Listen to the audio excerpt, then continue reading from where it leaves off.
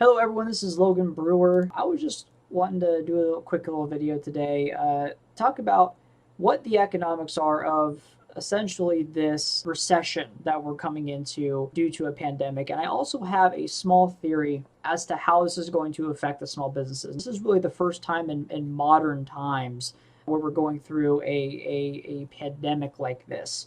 That's this serious. And so I just wanted to go through a couple of statistics on what's really going on. And these are coming from, Forbes, Washington Post, the White House, announcements from them, things like that. And I'm kind of mashed them together, giving my own thoughts of what specifically is happening. And my theory is, like I said, a 2020 to 2021 small business bubble that's going to be happening and bursting here pretty soon. So as of the making of this video, this is April 4th, 2020, we all have just lived through the fastest 30% market decrease in U.S. history. So we've set a new record there.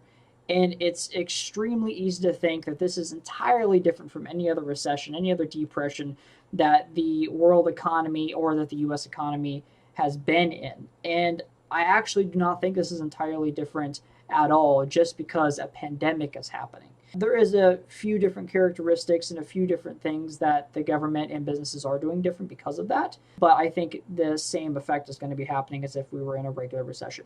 So let's just dive into what's going on and how this small business bubble can happen just real quick. Since 1900, the average of a recession is about 4 years, but that doesn't mean that they occur, like clockwork. It's been about every 6 to 9 years lately. But what works last time doesn't work the same every time. So this is always new ground for recessions, because times are always changing. New companies are being torn down, and politics are evolving, and tensions between nations and relations in the world of government is also happening as well. This is a quote from Forbes. "We were about 4.5 years overdue for a recession anyways." So we had the 2008 recession, and we hadn't had a recession since. All right. And then COVID-19 happened earlier this year. Well, really late last year it started, but it really started hitting early this year, and of course up until now, April 4th. So during a recession, historically, company policies will stay the same, but not this time. All right. Companies are actually willing to help their customers of their own accord, specifically because it's a pandemic and it's something that is horrible. Because just because something tragic happens, people start feeling for people. Even though a recession, right, is tragic for people and people lose their jobs, companies go out of business, things like that, the banks are reacting differently to a pandemic. And that is one of the things that is different and is saving people money. Because normally with a recession, if you lose your job, if you lose your money, well, you're kind of screwed. If you have an adjustable rate mortgage, it's going to go up. If you have loans and everything, they're not going to be forgiven at 0% interest rate up until X and X or whatever. How a country would get out of a recession is to get people to borrow more money while the economy is down and pay it back when it's all Gucci again, right? So how the economy survives, how the banks survive, how everyone makes money is, oh, hey, while you're down, borrow money and then just pay it back when you get your job back, pay it back whenever, this whole thing blows over. But it's often slow to take effect whenever people borrow more money, whenever subsidies start coming in, whenever a recession is acknowledged. It's just the government's slow. It's just how it is. And then the recession happens anyway, and we dig out of it, and it happens all over again. So here's the problem, and this is also a quote from Forbes. 38% of small businesses aren't confident in the financial future of their business, and that's due to COVID-19, forcefully causing small businesses to close for such a period of time will result in a massive wipeout. But the government is helping, and it should be okay, right? Because the government's helping because they put the stimulus in. No, it's not going to be okay. Forcing businesses to close their doors, that's not good, even with government assistance, okay? And the same thing happens because even though the government's offering 0% loans and no payments for X amount of days, for small businesses to pay their employees and to do that, it's still a loan, right? It's still the same mentality of borrow whenever you're down and pay us back whenever you're doing well. But there's no guarantee a business can be doing well if you close their doors for that long. And most businesses' doors have been closed for about 2 months now plus in certain places. And they're thinking that this is all going to blow over in July, but what if it doesn't? That's still another 2-3 months of shutting down. It's almost a half a year of your business forcibly being shut down because of a pandemic. It's not good. About 20% of the economy is at severe risk, another 5% at moderate risk, and 75% at mild risk. And that can result in a GDP decrease for this year of $2 to $3 trillion. That's huge. And that explains the stimulus that the government is putting in. It's $2 trillion, right? So the GDP decreases are going to be about 2 to 3. So they're putting in a $2 trillion stimulus to try and counteract that. But like I said, they're still borrowing money. So you see the pattern here, right? They're not doing anything different. They're just doing it in a different way. And it's not to expand or give generously. It's to float and count on the business owners to recover after this epidemic, this pandemic. They're putting their faith in the business owners that may or may not continue business afterwards to recover their business. Because small businesses they're a paycheck to paycheck thing. It's people trying to make their way in the business world, which is very, very difficult. And it's not an easy thing to do. I had 3 business deals lined up and they all canceled because there was so much uncertainty that they didn't want to do anything that would possibly cause harm to their business or other people's businesses, okay? That's what's happening to everyone. I can survive because it's only me. I don't have any employees. I subcontract if I need it, but I usually do all the work myself. But other people can't say the same. They have employees, they have subcontractors they have to pay, they have current contracts that are still happening with people not willing to pay them. It's very, very bad stuff. The sad statistics is that 277,985 people as of April 4th are confirmed infected with COVID-19 in the U.S., just the U.S. And there's been 7,146 deaths.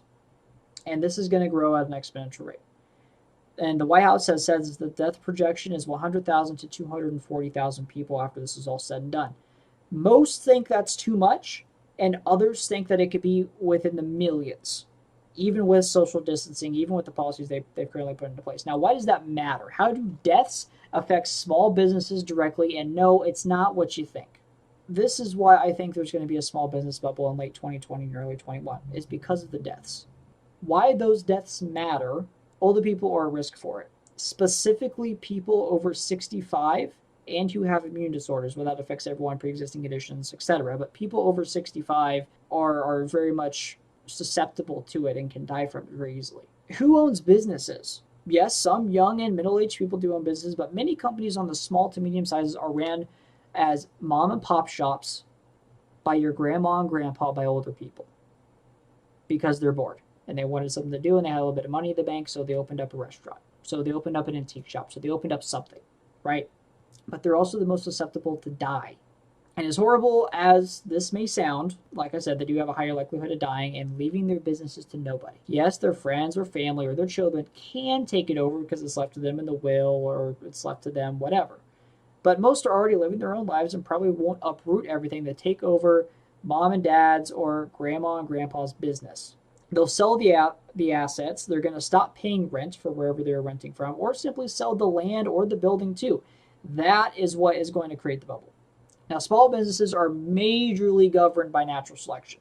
And whoever weathers that storm wins and gets all the excess business in return that doesn't go to the big boys. If you're a business owner and you know you're going to survive this, what does that mean for you? It means that COVID-19, what it did to the economy, was the biggest favor Mother Nature will ever do for you in your life.